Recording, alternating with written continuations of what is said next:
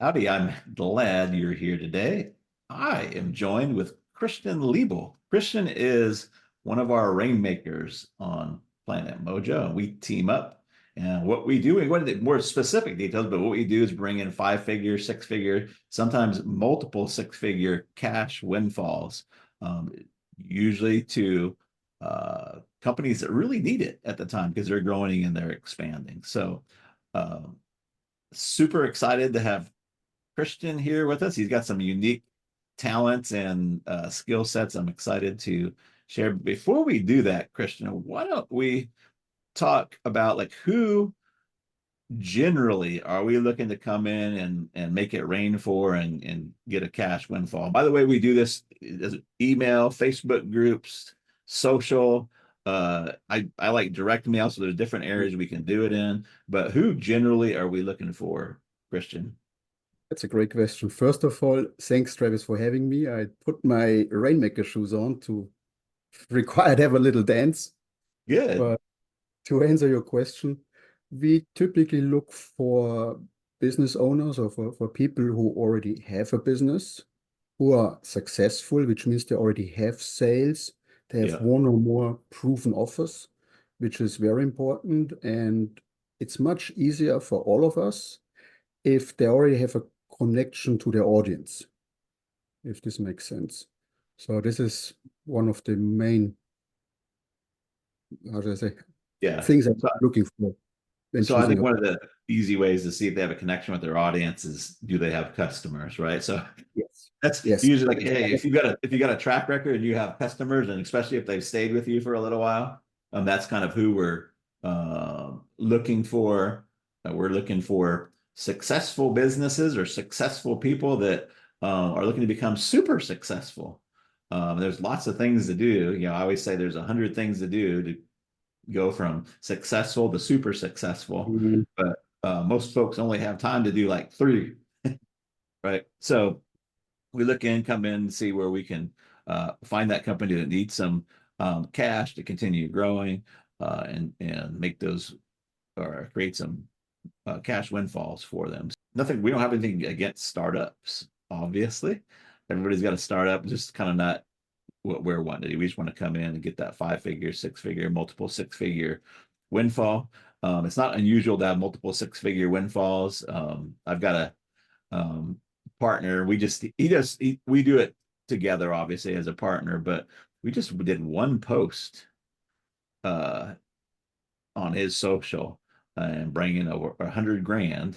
Uh, and somebody who'd purchased there made a huge uh, annual order that's bringing 500 grand net profit to him. So uh, that bottom line money is really good. So let's talk about some issues though, and kind of like we're it's very typical that we work with uh, companies that are they're scaling really fast or um, they're hit a plateau and then so they have the sales, but all of a sudden they get the expense creep from hiring employees, hiring people, hire all the things you need to keep that business growing, and they start to get maybe in a cash flow um, crunch, right?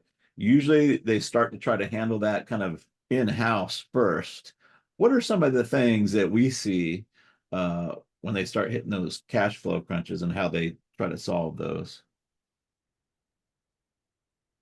A good question. It's people have the natural inclination that the first reflex is discount.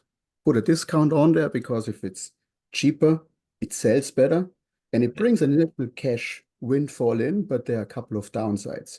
First, the discount goes 100% out of profit. If it's a physical product, your COGS stay the same, your delivery, if it's a service, stays the same. So you're reducing profitability. And if you do this too often, you also train your customers, your prospects, your Good leads. point. Yeah. They stop buying when it's full price because it takes just every 6 weeks running out of cash because you need capex, you need to replenish inventory, or you have some as a scaling problem, hire a new person, and then you put a discount. So nobody buys at full price anymore. So it seems like a good idea in the beginning, but actually discounts are from my point of view, the beginning of the end. Yeah, it's tough because when your head's going underwater, that is one of the first things that I see people do is they run a big campaign. Plus they get all the customers. If their offer needs some help dialing, they get all the customers to say, hey, this is too expensive, or I don't have the money right now. So it just seems natural, like, hey, like we'll probably bring some cash in the door if we do a big sale, right? And it kind of works for a little Yeah. bit, right? But then go ahead. This is what a lot of that's what's told in a lot of business school, in a lot of course, in a lot of business things like offer and demand. If the demand is not there, just Yeah, reduce the price, which is the easiest lever, and the demand comes. But again, this is we as rainmakers, the last thing we want to do is giving discounts. Quite the that's right. opposite. And when we talk about it later, we actually That's check up the exactly price right. more sales. Yeah, very often we do exactly the opposite of that. We say, "Oh, here's what you're really selling, and we could sell it for this, or we could bonus some things in there with this and get even a premium price for you." So, um, I can't remember the last time I sold something on discount, Mm, uh, for a partner. I can remember very many times we've gotten more. So we'll talk more about that. later. But so let's say okay, so they just had some huge expenses. Maybe they run a big ad campaign or whatever, and so they have all these leads here that didn't buy, and so they're like, okay, let's run a discount campaign, and then they bring in some sales there, but now they've got to service those people.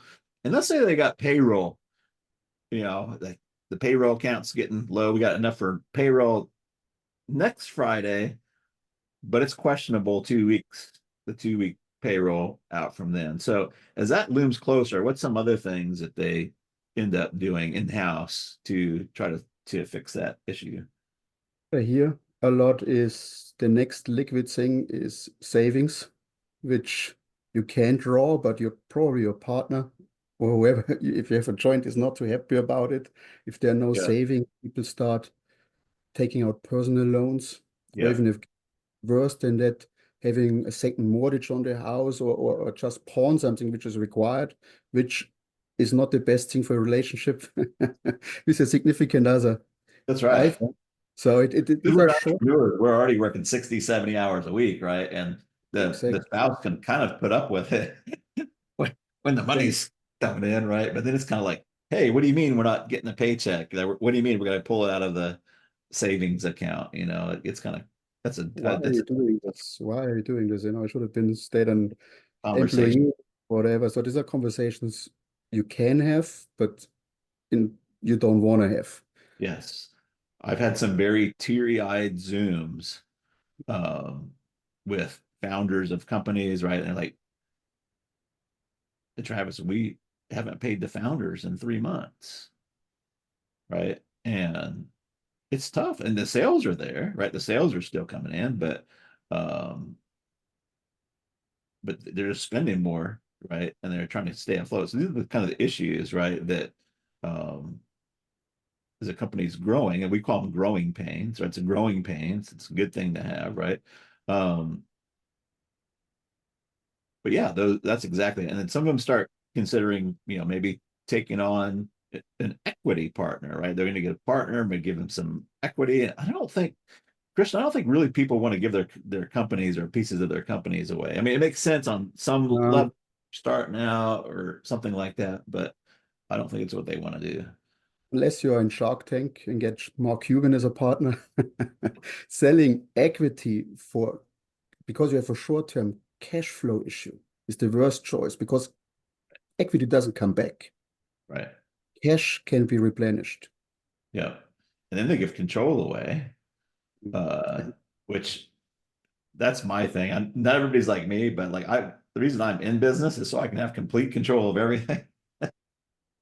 Right. I've had a partner a couple times and it didn't work out, right? Like, I'm not saying partnerships never work out, right? But like, dang, I want to be, I listen to feedback and I'll take input, but I want to be the ultimate person making the decision, not somebody who's giving me some money, right? For sure. So, yeah, so they run some discount campaigns, right? That helps them for a little while. Maybe they take out some loans. I've talked to a few people that take out those Stripe capital loans if they're using heavy on Stripe, and those aren't inexpensive, right? Any money right now, especially at the time of this recording, is getting more expensive with interest rates the way they are. So those typically aren't the best options, right? So uh, then they start to look out of house too, right? Those aren't always the best options, but let's say like let me pause for a second because there's something else that typically happens right here. Um, you heard of Mr. Murphy. Yeah. Mr. Murphy, the if something can go wrong, it will go wrong. Wrong. But Yeah. there's Mr. Murphy's evil twin brother that typically shows up around this time too. Like, okay, he's like, oh, look at you, you're growing, right? Your sales are going, your expenses are getting higher, you're already having some challenges. Murphy's Law is already, but I'm going to really screw you now. And I'm going to make it so your offer stops working or your leads stop flowing, your leads get more expensive, or so now I'm really going to screw with you. And I call it offer sickness, right? But now they get some offer sickness. You're like, crap, right? And they start to look for outside help, right? Mm. Maybe it's a new media buy. Go ahead. Yeah. You're right. If things go wrong, everything goes wrong. And if the offer gets sick and that's your only problem, you have time and energy to fix it. If your water goes to here because of Yeah, payroll, really, that's the last thing you want to deal. And outside help, and when you said media buyer, of course you can get a media buyer, you can run more ads, but those things yeah. are pricey. Like you have to pay a retainer with cash. They probably don't have at this moment. Then they're spending The more more money. reputation they have, the bigger the check that they want you to write, They, So now you're kind of taking a gamble. Do I get the guy that's new, that doesn't want, and we buy it in time and training them, or do we, I can have nightmares of my own about hiring media buyers, but hey, you know, it's going to be 10 grand up front just for us to get started, and then it's going to be 5K a month and 10% of ad spend. And then we have you to sign a year-long contract, right? It's like, oh, and it's like they've got cash flow problems to begin with, right? it doesn't stop with the retainer. The expensive things are the ads. That's And right. when you think, how is a media buyer incentivized? They already have their money, they have their retainer, and they're spending not their money, they're spending your money. That's So I right. don't say that media buyers are bad. It works pretty well. But if you're in a buying situation, that's probably not the best choice to putting the resources you have least cash into Yeah. something that you're in full stake or at the mercy of somebody else. Yeah. Yeah. And I think we'll talk about this a little more at length too, but anybody that you hire on in a client service provider relationship, and then you give them money or um, a percentage of like ad spend, right? I won't go into big long detail, but I had a really reputable company running ads for me, and we're spending like 2 grand a day. And I'm thinking we're getting some kind of data or something, but like no sales are coming in, very few leads are coming in. And I don't remember how many days it was. I think finally, like by the fifth day of not hearing anything, I reach out to them, I'm like, hey, you get like we're going through some money here, right? Um, they're like, huh, let me check on that. I'm just like, what the hell? Like, I think they know. It's like, but no, they got, there's somebody doing it, right? But it's not them, right? Yeah. And it's like, holy moly, like, you know, um, but the problem is that if I'm giving them 10% of ad spend, and a retainer, we're at odds with each other. We're not on the same team, Mhm. right? Same thing if I've spent 25 grand on a VSL before, right? Like, so your offer gets sick, your leads stop coming, you're like, okay, let's rework this VSL, let's go get the best, right? So we can get the right thing, right? But you write that check, maybe half up front, 12.5, but the second you give them money, just because we're humans, I'm not saying copywriters are bad or those things are bad, but their human nature is let's get done with this job as quickly as we possible. Our thing is let's get the most we can, right? And so we're at odds with all these. They have no skin in the game for the outcome. That's right. And you always want to have somebody who has also have skin in the game, who's aligned, not only the goal is the right, but you also pull on the right side of the string. Yeah, This is how you move things forward. And what I want to say before is like you can spend as much money as you want on ads if we said before that when the offer is sick, if there's an offer fatigue, if something's wrong with the offer, that's right. the ad That's spend goes away too. And your situation is worse than before. Doesn't have to be, yeah. but And then risk is high. you're exactly right. And then you have moving parts and all these people that are separate working Mm, on, right? So let's take a typical, you're running an ad to a VSL or some type of landing page, right? And then that's going to leads to salespeople. Well, if you hire let's say you hire a new media buyer or whatever the media buyer is, and all of a sudden, the leads are never the problem. He's like, this is not the leads, it's your landing page, right? And then so you've got your VSL is not working, right? So then he's pointing the finger at the VSL guy, and the VSL guys, well, it's the leads, right? Or and the sales guy's like, these leads suck, right? Like, like so everybody's like pointing fingers at everybody, right? And there's the salespeople don't have any control of what's happening on the ads, right? Sometimes the ad person is not even hearing what the salespeople say or what the customers say, right?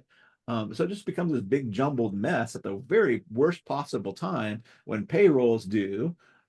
Friday, right? And you've got to try to sort through this mess. You have your sales team, the leads are not coming, bad quality, not bad quality, maybe the offer is not coherent Right. with with the ad, and then the sellers and the closers are there.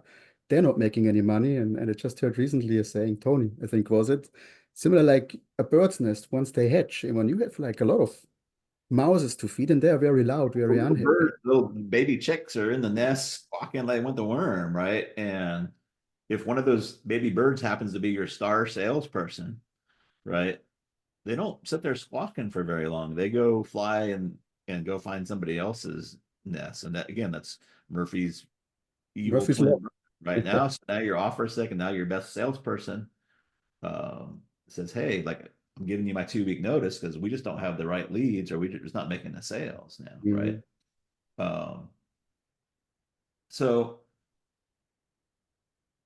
that's where kind of we can come in and do like I don't want to overhype this, but I've had people call their mothers like, "My God, we've never had a campaign or made this much money this fast that we could just keep." Right?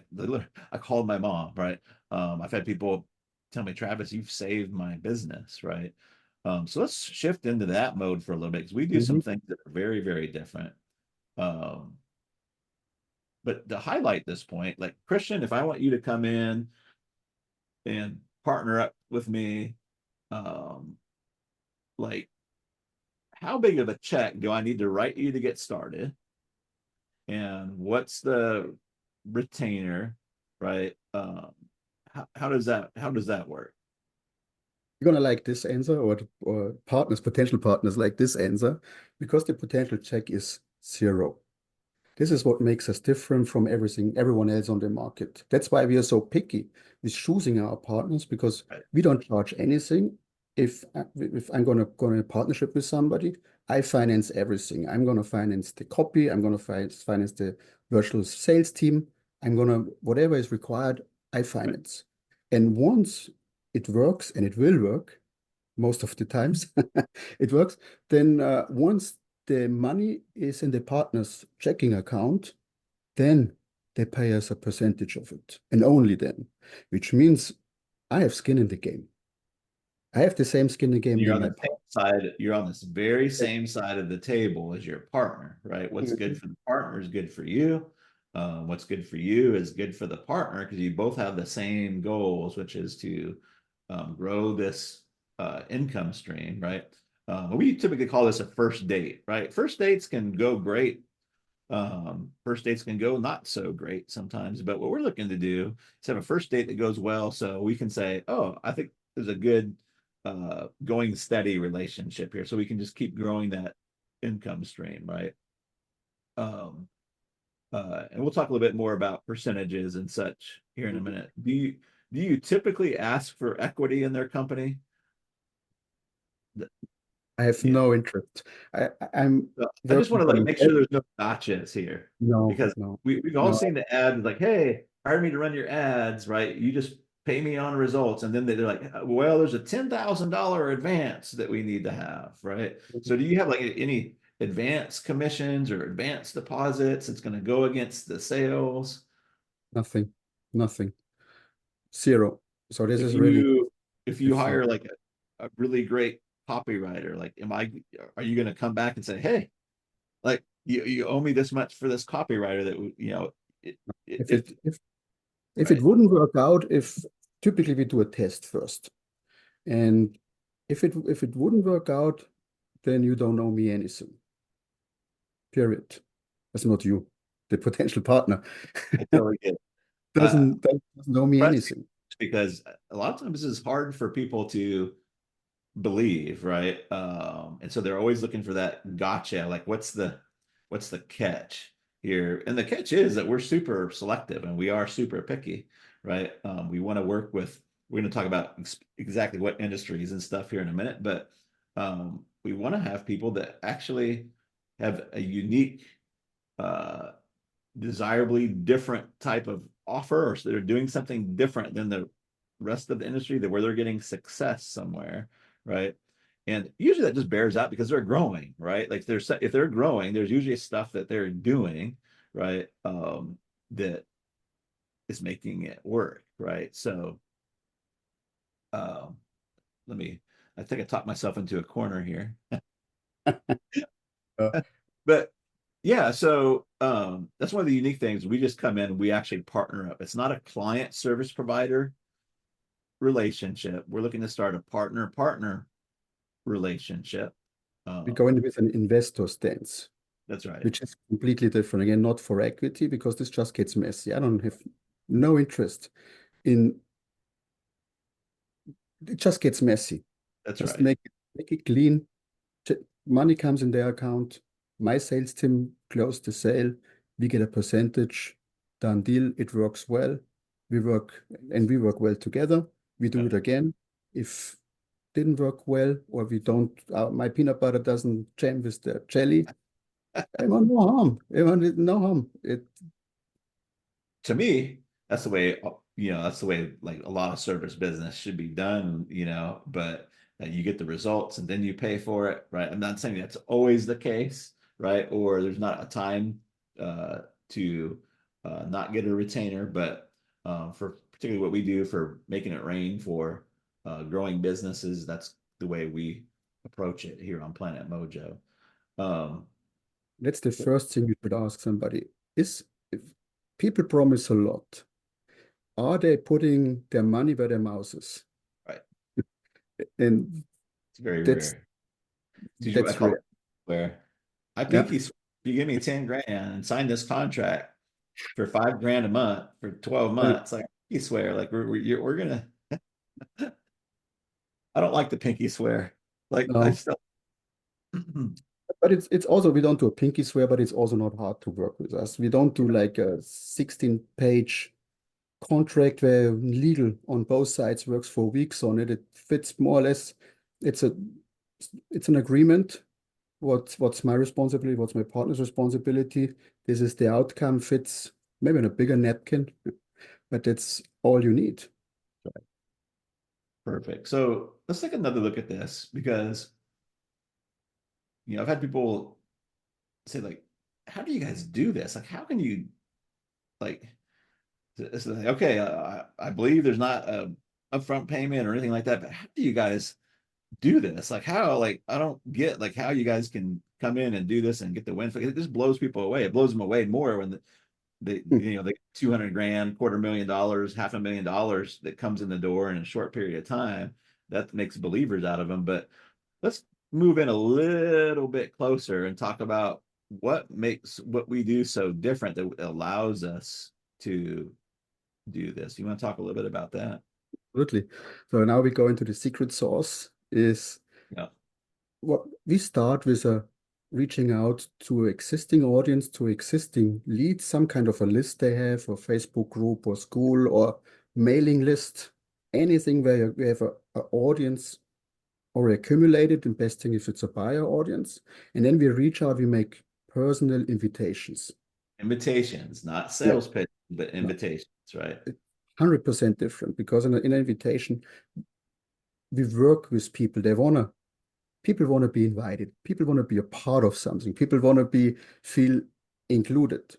And the quality of those people, we call them hand raisers, who Yeah. respond to an invitation which speaks to them, is much higher than a brute force sales letter, and you maybe don't have qualified people in there, which at the end, if you force them, also when cash is low, then closers get more aggressive. So you have to deal with refunds and chargebacks and disputes in our system, in the Yeah. Rainmaker system. Again, we invite them, they want to be part of it. And once they raise their hand, we do a one-on-one follow-up with them, which means we ask them questions either in chat, in email, Yeah. letter is a little bit slow, but somehow in a written communication, So let which me does. let me pause you there. This is a really huge point. Why don't we just get them on the phone? Why don't we make the invitation and say, if you fill out this application and get them on the phone? There's a lot of reasons, but what's some of the Yeah. big ones? People want to be or feel in control. And we are conditioned if you're on the phone in a Zoom call, a lot of times, there's some sales pressure on there. And you feel a certain distance. You don't tell somebody you just met on the phone or on Zoom your biggest desires. Right. So with us doing it we write them and they respond at their choice. They can think about it. I won't say used to it, but it's there in control, and the quality of answers we get when they're in control is so much higher than when they feel embarrassed we want to bring the truth on the table. And you only get the truth on the table, the real truth, what holds them back or what the desire is. I repeat myself, when they're in control. Yeah. And from an Feel economy safe. perspective, They feel hmm, safe telling the truth, right? And it's even less personal. Like, I'm not saying nobody will tell the truth on a Zoom call or a sales call, right? But also we just had an invite, so their wallet is like at least thinking about coming out of the pocket, right? Or the credit card's thinking about coming out, which is way different than a survey, which is just like, hey, tell us what, I think surveys get you pointed the right direction, but the the what we pull out of there is that we can fix sick offers. mhm, We'll go a little bit more detail about that, but let's talk about leads. Let's talk about, like, because we drive our own leads, right? Yes, we go out to their audience, but we drive our own leads. But what's the difference between, like, how does it affect lead flow when we say, hey, if you want to find out about this, fill out this application, right? And then get on the calendar and we'll call you, right? I'm not saying for anybody listening to this to change that, right? mhm, But um,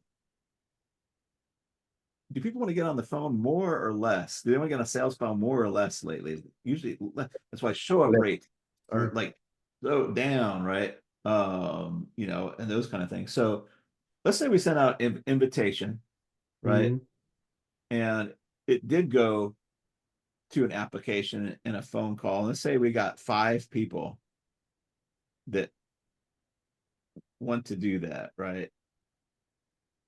What happens when we change it and we say, here's, you know, something cool is going down and it won't be the same without you, right? Would you like to get more details on it? mhm, Just reply back or send me a DM or send me a text here, right? What does that do for the amount of hand raisers or leads? If we got 5, say, fill out this application and go to whatever you call it, it's still going to be a sales call. They're going to view it as a sales call in their head. Like, mhm. like, what do we see a lot of times? You know, if we got five to a phone call, like what do we see a lot of times in asking them to just chat with us? Should go significantly up. Should go significantly up. It depends on how they're pre-sold, the bonding with the partner, but they, I've I don't come want to in say many 10 times to that, times because but it's significantly more. right? Significantly. I've seen many times uh, when they will send the partner before, if they've sent out an email or they did the things, they might get, 4 or 5 applications filled out. And then by the time you show up, right, you get a couple, right? This is after kind of more of in the follow-up scheme of things, after they've already come through the sales funnel and all that kind of stuff. And with the data we get with chatting with people one-on-one, first Yeah, we identify how committed they are, which means you only have the perfect audience, basically the people you want to have looking at the offer. But secondly, we get much more data back, what they really require, which means we can personalize the invitation, the next round even more. that's right. But at the same time, if we do the same, because we change up the invitations, right? Because most people are sending out sales pitches, Uh, right? They're sending sales pitches and, hey, go fill out the application. Hey, we're awesome. You're not, but mm, we are some awesome. I'm being a little bit facetious here, right? But fill out this application to see if you qualify, right? mhm. Then we're gonna have somebody map out a plan for you, right? Which is basically a sales pitch. I'm not saying everybody here is doing that. I'm being a little bit over the top, right? Yeah. If you get 5 people to uh on schedule once, what we see is we might get dozens or hundreds when we Mhm. remove that friction, right? It's not unusual for us to get 50 hand raisers, 100 hand raisers, 200 hand raisers. We've gotten thousands before, and then 100 grand off of uh the first wave, right? And quarter million off of 1 or 2 emails, right? Because there's so much pent up uh demand that it's getting throttled out by the phone process. Does that make sense? So one of the things we just is we get the amount of opportunities that we get to make sales by saying, hey, just chat with us, Mhm. goes through the roof, right? And that's just the first part of this. So now we've got all these opportunities, right? And then we start chatting with these folks, right? While they're thinking about joining or reserving a package or whatever they're doing, or getting the annual um getting the annual package, for the SaaS service, the annual software package, right? Whatever it is, right? And then something really special happens here. We call this the offer dial in, right? And this is where we find out what they're really, really, really buying, which is never a piece of software. It's never a course. It's never a coach. It's never, sometimes it's not even the thing that we think that they're buying benefit wise, right? Mhm. But can you talk a little bit about like what happens in this chat process, especially when we're new with a partner, right? Maybe Mhm. they're off a little bit sick, right? And we want to come in and help them dial in that offer. Can you talk a little bit about that? Absolutely. One of the first thing, this is completely hands off for the partner, which means this is all this my sales team handles in That's the right. background, so that he That's right. doesn't have to worry about anything. And based on the feedback we get, on the questions, again, we see the level of commitment, and by asking the right questions and re-asking the question again, we get to the real desire, The question. what people Why want. re-asking the question? Re-asking the question. The first answer you get is always the superficial one. That's right. That's what they also first what they're buying. When you ask again, they and have the question the right methodic behind it, then they're gonna think deeper and they have time to think it since we're not on a call, so they're in control. And then you get the truth on the table. And this is where really the magic happens. And based on this data, then we can also adjust the offer. The offer is then not made on what we think or copywriters read on Reddit, or did some Most of the million time, and one? It's when I go to a partner, usually the first thing that they say is usually what the offer is, right? But there's something deeper going down there, which gives us number one, we'd make way more sales. Number two, we'd make them at higher prices. If somebody were just to dig down and Mhm. feel this, had the timing right, right, which is they're considering a purchase right then, and they felt safe, they had time to think, and somebody's skilled at asking the questions, right, validating their response, making them feel heard, and then asking the question again, then we get down to the real goal, what they're really, really, really buying. So I'm going to run through an example here. Mhm. Just, I think it makes a lot of sense to everybody. Yeah. But since people that get this, I've paid lots of money to copywriters. Again, I paid $25,000. I paid $10,000. I paid all kinds of money for VSL to be written back in the early days, right? And I've never had a copywriter that actually talk to my prospects. What they do, Mhm. they corner of mental masturbation, or at best, they go research, groups or forums or uh, books or, but I've never, and if they did look at some of my customers' data, it was never when they were at the moment of thinking about a purchase, right? So I was partnered up with a real estate education company, and they sold all kinds of uh, courses and classes, right? But this particular one was for land investing, and uh, it wasn't selling as well as they wanted it to, right? It was doing okay, but it was just wasn't selling as well as they wanted to. So the typical buyer was, always call him Roger, but it was Rogers in his 40s to 60s, maybe mid to late 60s, roughly around there. But typically getting closer to thinking about retirement, or actually in early retirement stages, right? So Roger would respond to our invitation, like, hey, great to see you. What has you considering doing land investing, right? um, and just like you said, the first response is always the surface response, right? But even that can be useful if you really pay attention to what they're saying. But Roger, most of the time, would say supplemental income. And so the word supplemental means like they want to add it to their retirement, right? Mhm. And that's useful. And most of the stuff that the partner had in their marketing and in their sales stuff was all around making money. It's interesting, they never said supplemental income. So just that right there, knowing the right words to say, Mhm. right, um, is powerful. But when we're like, Roger, okay, so I'm hearing you want some supplemental income because you're getting um, close to retirement, or you just retired and it's not cutting it, right? You make them feel heard and validated. And you're like, what else? Right? I'm not gonna go too deep here, but what else has you looking at land investing, right? And because Roger has time to think a little bit, right? He's like, well, you know, I was an engineer and I worked a lot of hours, right? But most of it was in a cubicle, right? With CAD, Mhm.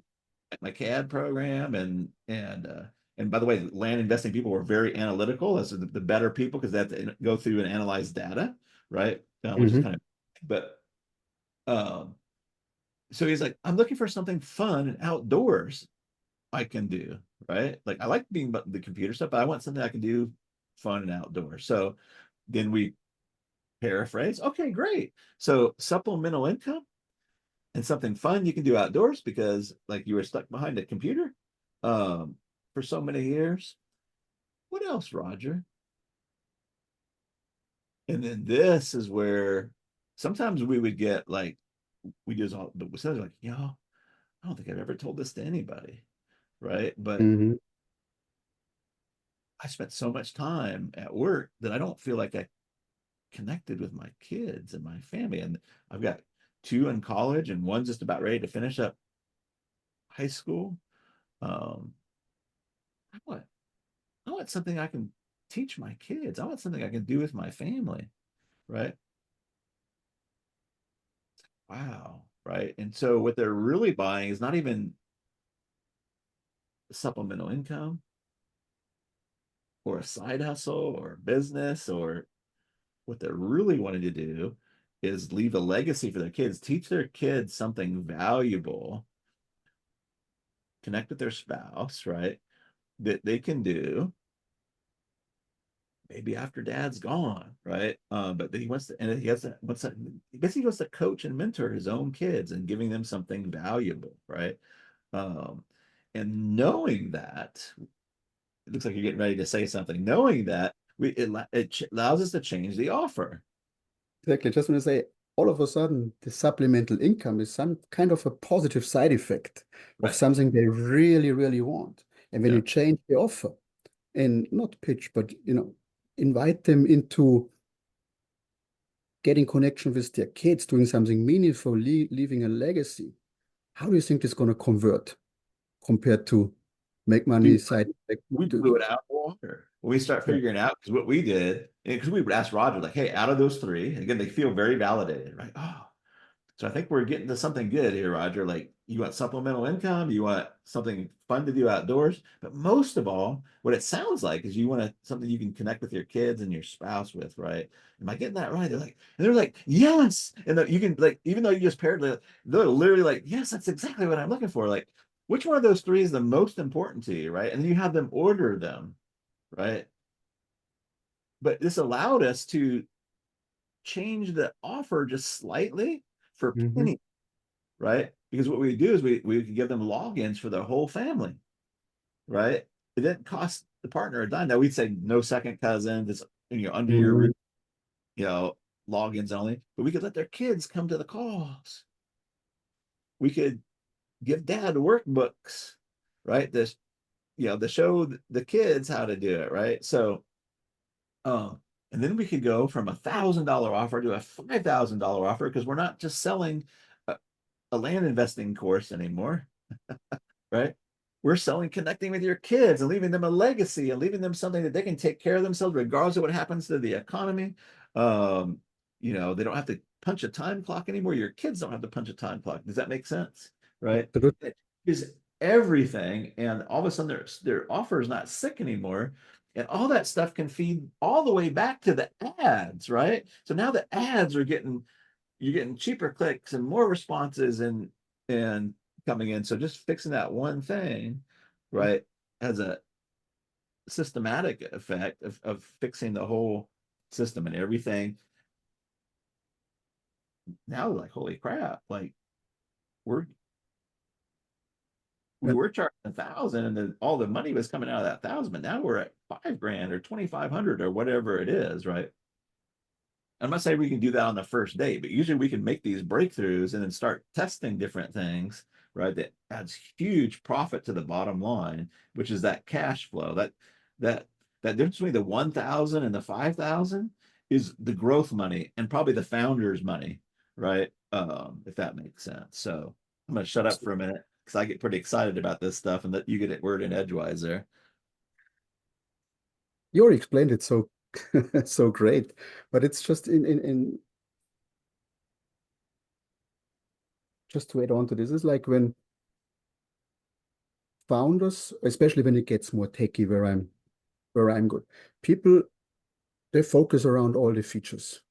And Yeah, let's just say going, since we're on Zoom, a computer, you go to Best Buy, or in Germany it's MediaMarkt, or in Europe, and you say like, you say I need a computer, and the person just says this one has 16 gigabyte RAM, quadruple right, processor, GPU, blah blah blah, and you just go more confused than you were.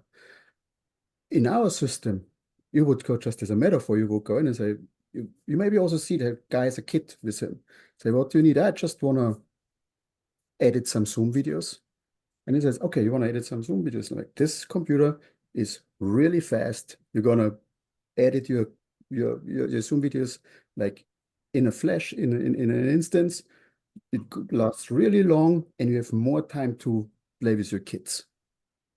And on this on top and say, we have a promo going on, not price, but you get like a video editing software from a Yeah. partner on top. What do you think the chances are that this guy is walking out with the computer this day from Yeah. Are the you gonna need person? are you gonna need anybody to show you how to use it? Like, if they do, like we have Yeah. classes here every Thursday, right? You can come in, we got free, so you can add those Yeah, bundles. Uh, something like we can just find those things that make it so much more valuable for them. So uh we've given them some sugar now. Well, I would call the sugar, right? Like we've kind of painted this uh picture of kind of the positive side of what we do as rainmakers. Um, let's talk about, I won't call it negative, but I want to like put out there like the reality, right? So obviously we don't uh require any money up front. We pay for all the expenses. We drive the leads, right? We pay for any of the copy that we need, all of that stuff. Um, but the way we get paid is a revenue share after the money hits your Stripe account or your merchant account or those kind of things. So there is a percentage. Now, uh, we want partnerships, not percentage relationships, not transactional percentage relationships. So the thing I always say is like the worst thing I can do to a partner, Christian, is ask for my percentage and it ends up to being too small. That is the worst thing that I could do because it removes the incentive for me to grow the income stream as big as we could grow it, right? Um, the second worst thing that I can do is ask for a piece that's too big because again, like we're partners. If I remove their incentive to service the people and everything, then we can't grow the income stream from there. So there's a fine balance, and it's going to be, depending on the offer and everything there.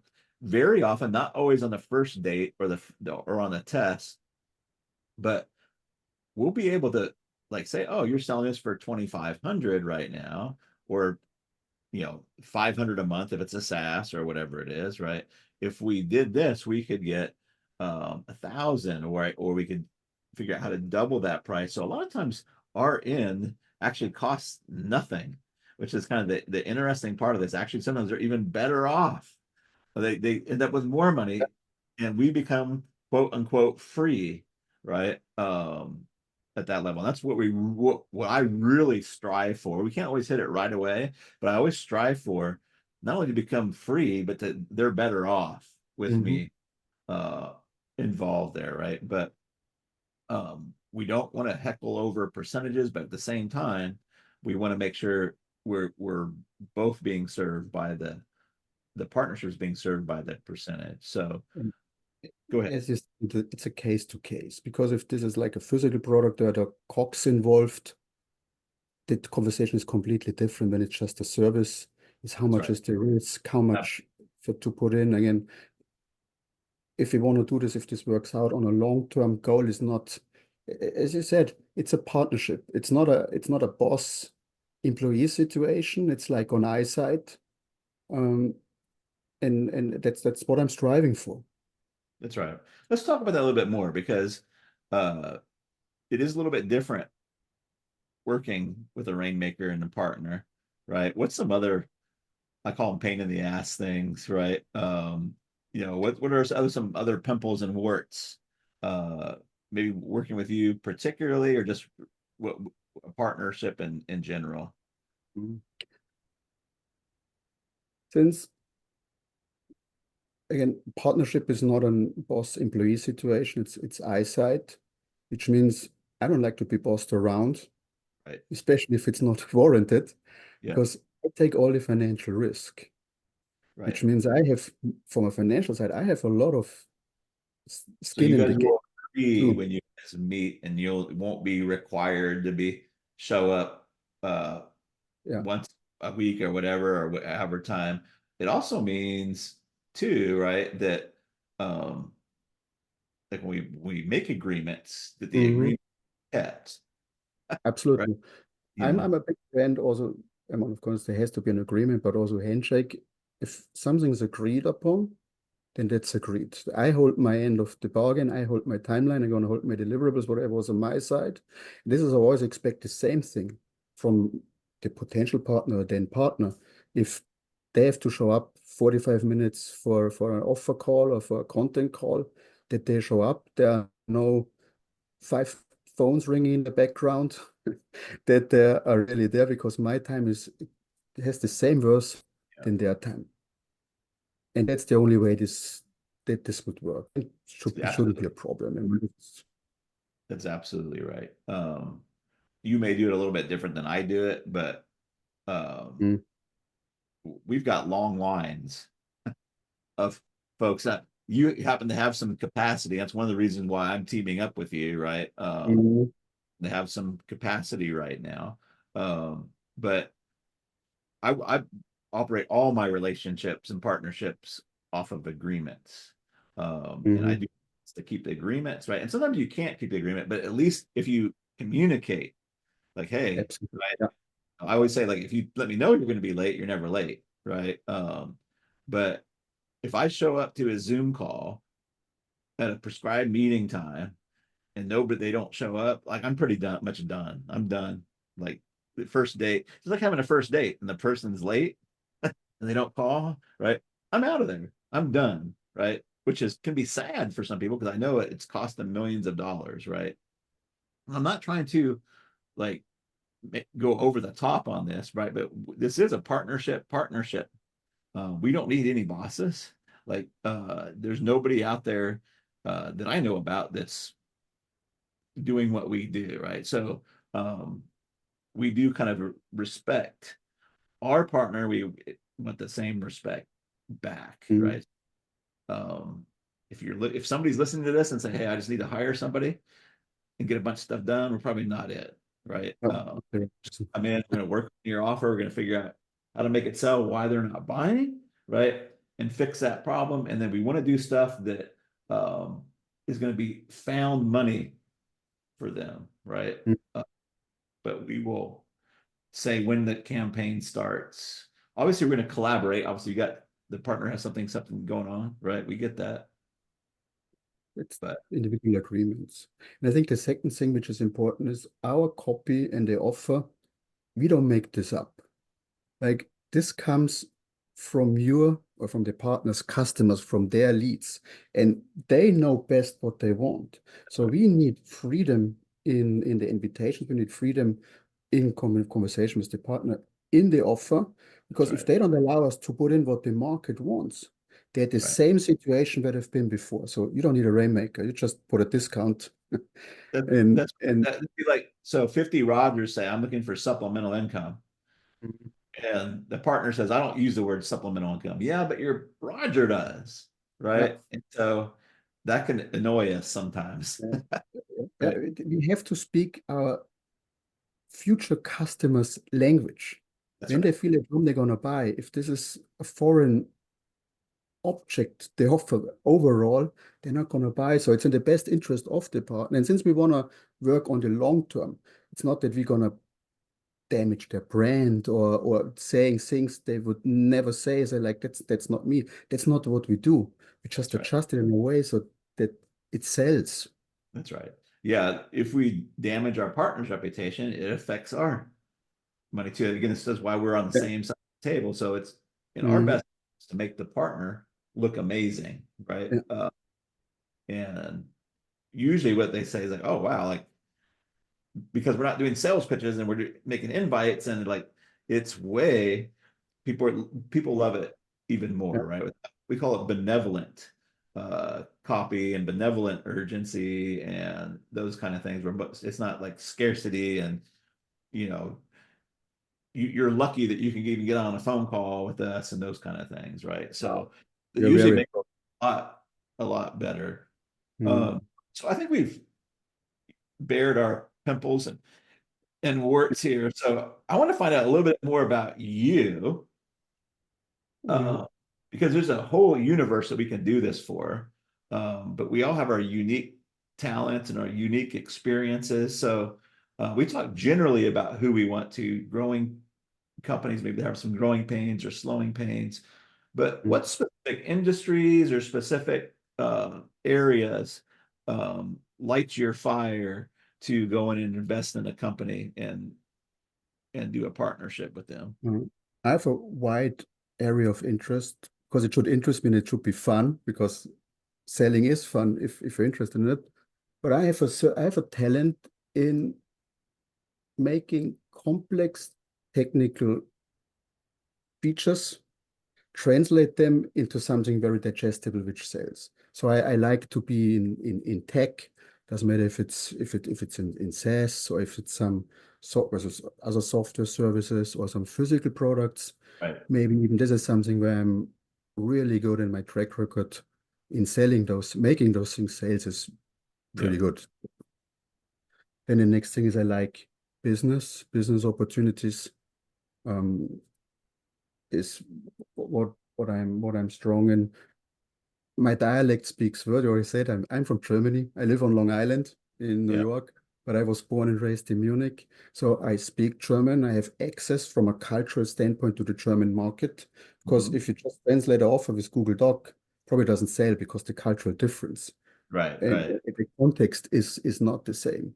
So if there's a partner who's also international, is in Europe or especially in Germany, there's 100 million, 120 million German-speaking folks out there, all wanted to buy something. So this is something where I'm strong, and I don't think we have another Rainmaker at the moment who speaks or is Yep. from Germany with German language on there. So this is something where what I'm pretty good in.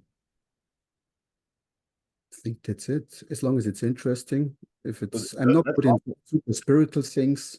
yeah. This is where I kind of lose the connections. I'm a mechanical engineer by trade, Yeah. so I got if I can't it. touch it, I have a more hard time.